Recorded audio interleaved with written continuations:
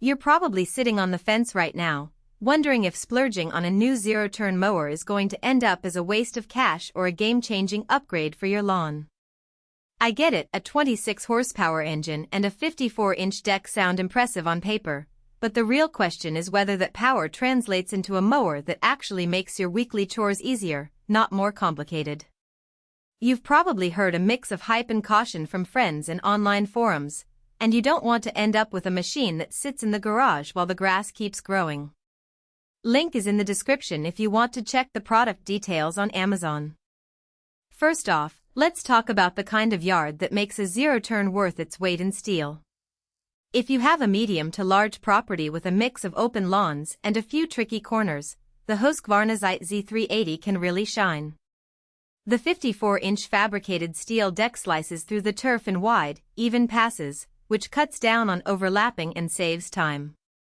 On an acre yard, I've seen owners finish in under 30 minutes, compared to an hour or more with a traditional rear-drive mower. That's a practical win if you're counting minutes on a Saturday morning. Now, the engine. A 26 horsepower Kohler V-Twin is no joke. It gives the mower the grunt to handle thicker, more resilient grass without bogging down. For homeowners in regions where the grass can grow up to an inch tall during peak season, that extra torque means you won't have to slow to a crawl or risk the deck stalling.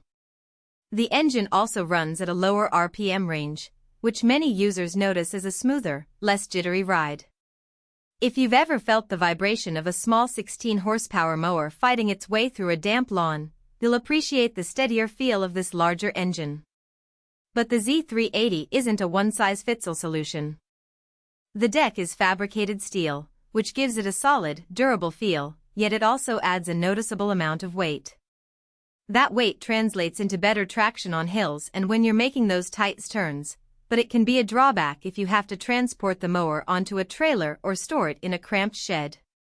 The mower's overall footprint is larger than a compact mower, so you'll need a garage or a dedicated space where you can swing the steering levers freely without hitting walls. Who should definitely consider this model?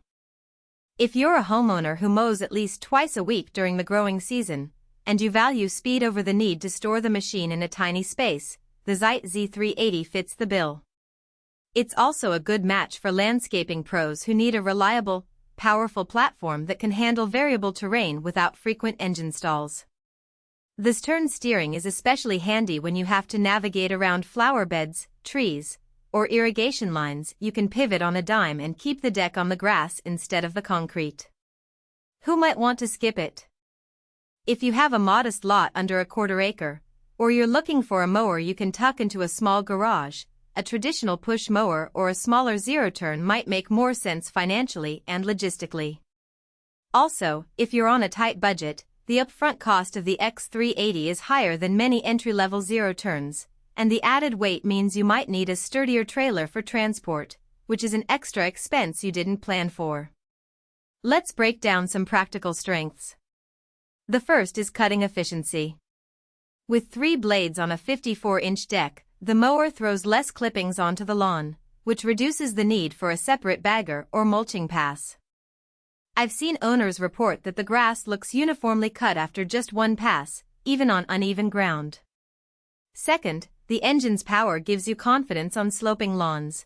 The mower can climb a 15-degree incline without the deck lifting off the ground. Third, this turn design isn't just a gimmick, it truly makes maneuvering around obstacles a breeze. You can line up the deck right up against a fence or a garden bed and spin away without scraping the sides. On the flip side, there are a few trade-offs to keep in mind. The seat is functional but not plush, so if you have back issues you might feel some fatigue on longer mowing days. The control levers are positioned in a way that takes a short adjustment period. They're not the same as the typical push-button controls you see on cheaper models, so there's a learning curve. Also, the mower's fuel consumption is higher than a smaller unit, which is something to factor in if you're watching the gas bill. Lastly, the deck's steel construction, while durable, can be prone to rust if you don't keep it clean and store it in a dry environment. A real-world scenario might help illustrate the value. Imagine you've just finished planting a new vegetable garden that occupies a quarter of your yard. leaving a large open lawn with a few trees and a